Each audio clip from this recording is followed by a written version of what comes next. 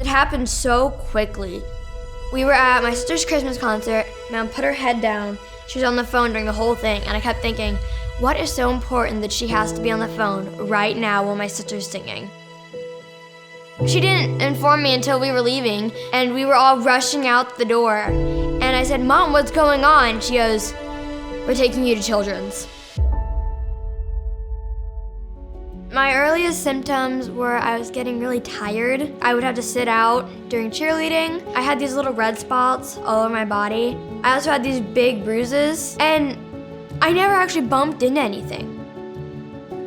So we took her to the pediatrician, and they did some blood work, and we went about our day. Pediatrician called and said, you need to take her over to Children's Hospital. Her platelets are at 10. A normal person's platelets are between 150 and 400, and she needs to go tonight. I just remember being so confused. It was like a tidal wave. You weren't prepared. So she is a severe aplastic anemia patient, and what that really means is that her bone marrow just kind of petered out, wasn't making the blood cells that she needed. And we know now from many years of research into this that it's her own immune system that actually takes her bone marrow down. We started going to clinic on the 9th floor at Children's. She would have blood transfusions, platelet transfusions. She started an immunosuppressant medicine. She did ATG, and it's kind of like a form of chemo. What it did was knock out her total immune system, so hopefully her bone marrow could regrow. I went from taking no medicine at all to taking 20 pills a day, 14-inch long hair, to this. I mean, a lot changed, and it was just so fast. She did respond for a little bit, but then she relapsed, and she needed more immune suppression, and it didn't really work well the second time. The only way out was to go to transplant. They narrowed it down to one candidate, and he actually was the only person that could do it that was the perfect match for her. So luckily he said yes, and then she went to transplant. At first, I was like, oh my gosh, yeah, I'm getting a bone marrow transplant, I'm gonna be cured.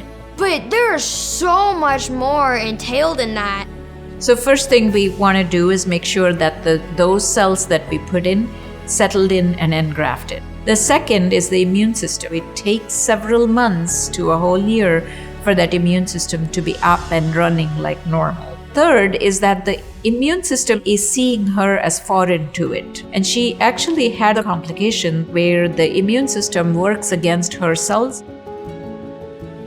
Quite literally anything that could go wrong went wrong. I had fluid on my lungs. I couldn't breathe.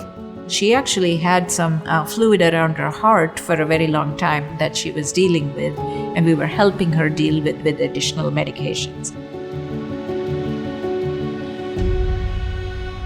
Now, after the period of maybe 3 or 4 months, she has improved to the point where she has no problems with it at all, and she's coming off all the medicines that we were giving her slowly but surely. The goal is at one point they will be independent and not need any of this, but to get them through that process, it's really important. So get 2, 4, 6, 8, 10, and 12, and you overfill 2 5s. Perfect. Okay. Kaylee, wonderfully done. Thank you. She is fully engrafted, so that is the best news, and that's all we can ask for. I've been dreaming about ringing the bell for years, and so many times it's been like, we think we're this close, but we're this far apart. But I think I might actually be getting there now. Kaylee's care at Children's has just been amazing.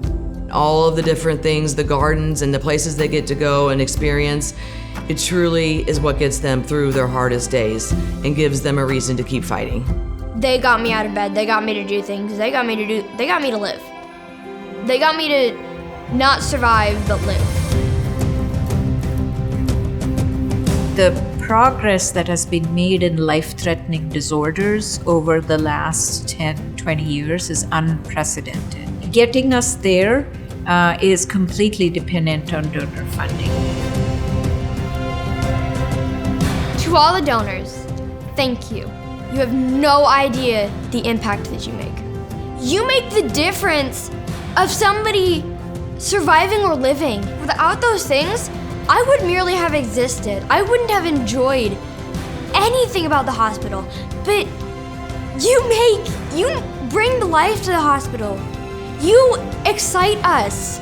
You are the reason that we can thrive.